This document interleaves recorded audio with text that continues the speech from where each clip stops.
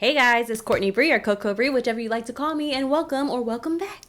Yay! So today I'm turning one pixel grid pattern into 4 different crochet projects using 4 different techniques. We've got single crochet, cross stitch, bobble stitch, and corner to corner. Each technique gives a completely unique look and feel, and the results might actually shock you. I'm gonna break down the pros, the cons, the difficulty level, the time spent, and give it an overall Coco star rating. I will demo each one, but it's not gonna be a full in-depth tutorial for each one because that video would be a million years long, but I will include some amazing tutorials in the description below. Also, if you want the exact pixel grid that I'm using, it is on my Patreon for free, and that is also linked in the description below. Okay, y'all, I'm gonna stop rambling, so grab your hooks and let's get into it. Up first, we have the single crochet tapestry. The single crochet is the classic. When you see any kind of pixel grids on Pinterest or any kind of crochet with pictures on it, usually people are using the single crochet stitch for those. The difficulty level, I would give this a 2 out of 5. It's pretty easy. It's not a large learning curve. If you know how to do the standard single crochet stitch, you can pretty much know how to do this. There's a mini learning curve when it comes to learning how to read the patterns and also when it comes to color changing. So that's why I gave it a 2 instead of a 1 out of 5, but it's very quick and easy to learn.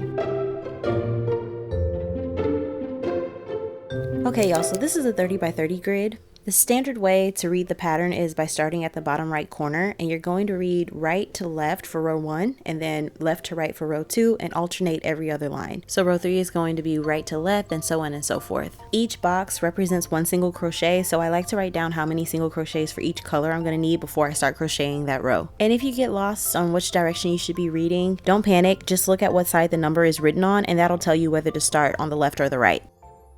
I'm using a 4-weight acrylic yarn and a 5mm hook for every project in the video today. So for your very first row, you're going to chain 30 and add 1 because that's going to be your turning chain, so technically 31. Since there are also no color changes in row 2, you're going to single crochet 30, chain 1, and turn your work. Cross off the row when you're done with it to keep track. So row 3 is our first color change row, and there are 5 white before it changes to black. So you're going to do 5 single crochet, but before you finish that 5th single crochet, you're going to add in the black to finish the stitch.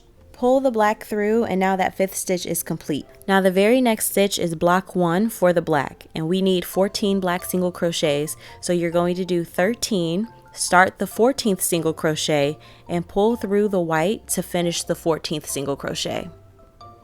Now you want to make sure your tension isn't too tight here, and I'll explain why in a second. But to finish out the row, we're going to do 11 more single crochets in the white, chain 1, and turn your work. And I just like to use stitch markers at the end of the row to help me keep count. It's really just preference. Sometimes it's hard for me to see which one was my last stitch on the previous row, so they just help me keep track. And that's basically it. You're going to repeat this process through the whole pattern. And just crossing out the rows wasn't visual enough for me, child, so I ended up highlighting the rows as I finished them. And this is what the project looked like halfway through.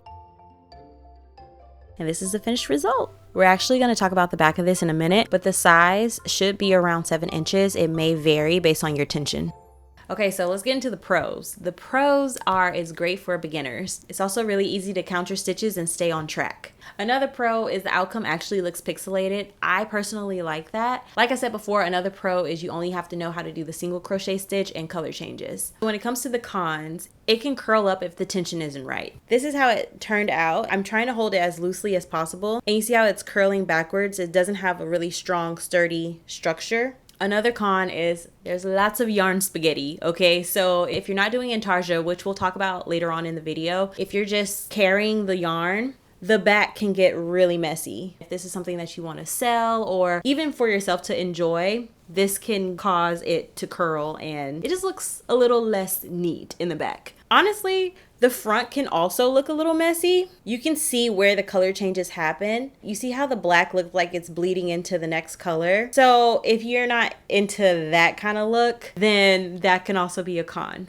Now there are also ways to have a clean edge, but in the standard technique, the edges can also be a little bit jagged. Overall, I will give this single crochet tapestry a 3 out of 5. It's not the worst, also not the best. So now let's talk about the cross stitch. So for this one, you crochet a blank canvas of single crochets and then you do cross stitches with a needle on top of that canvas. The difficulty level, I would give this a 3 out of 5 because there is a bit of a learning curve if you don't know how to do cross stitching. Okay, so I've crocheted a 30 by 30 single crochet canvas. So we're gonna do this last row together, and instead of yarning over, we're gonna yarn under so that the single crochets are tighter. I'm doing the exact size of the grid, but you can make the canvas larger if you want extra space on the sides of your picture. Now we have to figure out where the first black cross stitch is gonna go. And since I did a 30 by 30 canvas, it's gonna be exactly like the picture. So we're gonna count over 6 and up 3. And then you're gonna insert the needle from the back to start the first X. To create the X's, I'm gonna pull the yarn through, then go up diagonally to the right, come down, and then go up diagonally to the left. Each box on the grid is an X, so you don't necessarily have to go in a certain order, but I like to do the outline or all of one color first and then go in with the other colors, so I'm not having to change the yarn as frequently. Let's get into these pros and cons, okay? Because I have some things to say. One of the biggest pros of this, no tangling of the yarn. It's so neat on the front and also in the back. It's kind of what you see is what you get. It's also really easy to keep count.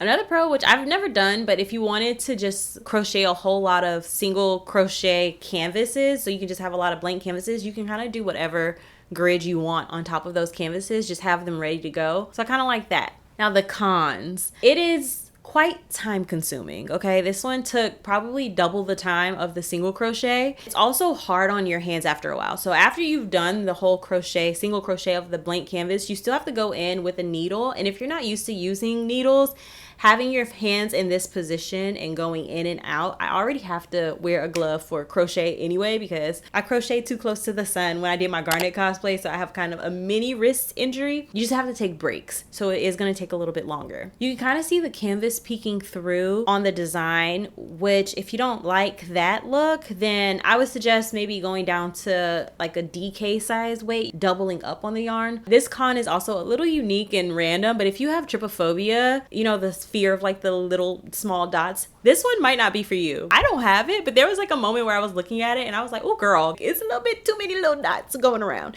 It does look neat when it's like the final product, but as you're going, you see these like little bubbles pop up.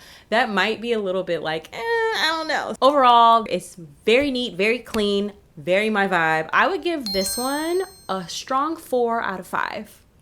Okay, so moving on to the bobble stitch. This one, I would give the difficulty level maybe a 4 out of 5. It's really not that hard. There's just a lot of steps involved. You do have to kind of have some prior knowledge of how to do a bobble stitch, and you kind of have to do some math, which gets into my cons, but I'm skipping ahead. Girl, let's reel it back in. Okay, let's go back to the pros. Okay, so we're just going to jump right in. For this first row, which is actually going to be your chain, you're going to take the number of boxes, which is 30, multiply it by 2, and add 2. Now we've got our chain 62, we're going to start our first row. There are no color changes, so you're just going to do single crochets all the way down the length of your chain. Now, this is the same pattern we've been using, and we're reading it right to left, but instead of going to row 2 to read it left to right, we're going to stay on row 1 and read it left to right to start our bobbles. So we're going to alternate 1 single crochet, 1 bobble, 1 single crochet, 1 bobble. So I've started with 1 single crochet, and we're going to do 4 single crochets into the next stitch. Pull up the loop and take out the hook. Go back to the first of the 4 single crochets you just created and reinsert the hook from back to front, and then pull the yarn through the loop. Then do 1 single crochet into the next stitch. So we did 1 single crochet, 1 bobble, 1 single crochet. So now we're doing another bobble. So 4 single crochets into the next stitch. Pull up the loop, go back to the first of the 4 single crochets we just did, insert the hook from back to front, and then pull the yarn through the loop. Then 1 single crochet into the next stitch. So now we've got our first 2 bobble stitches, and those are the first 2 on the chart. So then you're just going to repeat this pattern throughout the whole grid.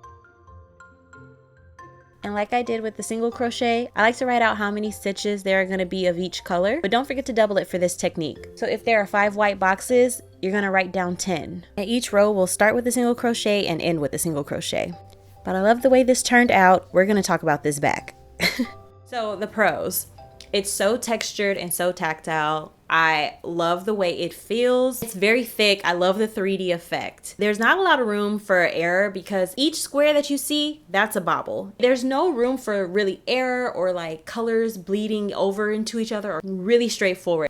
Visually, I think this is the most fun to look at. Once you get into the rhythm of doing it, it's really fun to do. Getting into the cons. This uses a lot of yarn, okay? So when you're doing the math for it, you have to basically double the pattern. I feel like you're using twice as much yarn as you are for the single crochet. You can even see in the size comparison of the bobble stitch versus the single crochet or cross stitch. It's a much larger project. It's not the largest project, but it's quite large. Another con, you have to do math. I've mentioned it like 3 times, but you have to do the math, okay? It's not hard math, but it's like, okay, I have to like pay attention to what I'm doing. Sometimes when I'm working up crochet projects, I just kind of want to check out and not have to pay attention. But this one is like, okay, I have to do X amount or else I'm going to have a bobble in the wrong spot. Then I'm going to have to undo all of them. There's no quick fix for this. But I will say, once you get into the groove of it, there's kind of a pattern that you'll recognize. If I'm doing 16 stitches going this way, right? I have to come back the same direction doing the same line. And when I do the bobble, it's gonna actually count out to 8 because 2 is for 1. I know it doesn't make sense now, but when you're actually working it up, that sentence will make a lot of sense. And when you're doing it, come back here and be like, oh girl, I see what you meant. Spoiler alert, this was my favorite. Another con, the back. Baby. That back was so girthy and like it really blew my mind because I didn't do intarsia, which I should have done. Now intarsia is when you basically pre-cut the yarn. You have individual little skeins of yarn to help you color change without having to cross over the yarn or have to carry the yarn, okay? So if I'm going blue and then white and then blue and then black, I would have a blue and then a white skein and then a blue skein and then whatever I said. I didn't do that. I tried to do like, if I had white, black, white, I would do white and then black and then cut the yarn and go back to white. And so because of that, I ended up with this like giant mess in the back. No, it's not as crazy as it looked originally now that I've tied up all the ends, but it still doesn't look as nice as I would like it to look. It took so long, y'all. Like when I tell y'all, it took me 5 billion years. It took me so long. I think it's because you're doubling the numbers. I don't know why it took so long. If the single crochet takes you a day, count at least 4 or 5 days for the bobble stitch. I was taking breaks. There was a lot going on. Now, even though this seems like this one has the most cons, this project to me was a 5 out of 5. I actually really, I love this look the most. I think most people like this one the most. Even when I did a poll on Threads and on Instagram, the bobble stitch won as like the favorite. So I agree. I really like the way this looks out. It's really funky. It's cute. It's different. I was thinking about doing like some little, you know, those desk pads. I think that would be like a really good use of this stitch. Also, when doing this stitch, because it is larger than the single crochet, think about this size of the project when you are designing a Grafghan. I'm working on a project now where it's like 150 by 150. That would be the size of a mattress. Like it would literally be the size of a bedspread if I tried to work up this bobble stitch with that pattern. I would have to do 300 across, 300 back. It's like too much. So consider that also when you're doing the bobble stitch. Moving on to our final one, corner to corner. Okay, so corner to corner is a fan favorite. We all love some corner to corner. I would give this one like a 3 out of 5 on the difficulty level. Again, it's a learning curve if you have never done corner to corner. Once you learn how to do it, it's really easy. There is kind of like a little bit of trickiness when it comes to increasing and decreasing, but it's not that hard. Once you learn how to do it, you can do it for any project. We're literally working diagonally from one corner to the next corner. Now this grid is the exact same. It's still 30 by 30, but the numbers are situated differently. Each box that we create is a square on the grid, and we're still reading the pattern in an alternating fashion. This time we're working with double crochets. To start our first square, we're gonna chain 6, and then do a double crochet into the 4th chain. Then do 1 double crochet into the next 2 chains. Put a stitch marker on this square to indicate the front of the tapestry. Moving on to row 2, we're going to be working on our next 2 squares. So now we're going to chain 6, put a double crochet into the 4th chain from the hook, and then 1 double crochet into the next 2 chains. And then you're going to turn the first cluster that you did and slip stitch into that chain 3 space. And then you're going to chain 3 and do 3 more double crochets into that chain 3 space.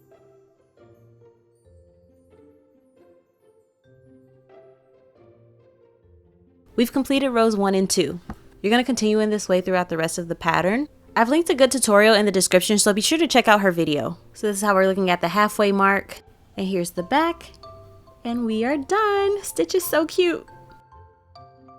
So the pros of the corner to corner. Even though it is the largest piece, it works up the fastest. And that usually is how it is when I'm doing corner to corner. I don't know if it's a me thing or if it's an everybody thing, but like I think because we're working diagonally, you see the results a lot faster too. And then when you get to that decrease section, baby, it's so much faster. Also, something about going diagonally was so satisfying. I don't know why that is, but with corner to corner, it just feels so satisfying. I think corner to corner is really good for really large pieces. So if you wanted to do a blanket or a bedspread, this would be probably the fastest and easiest way to get that same pixel grid tapestry look. It's still 30 across. The cons.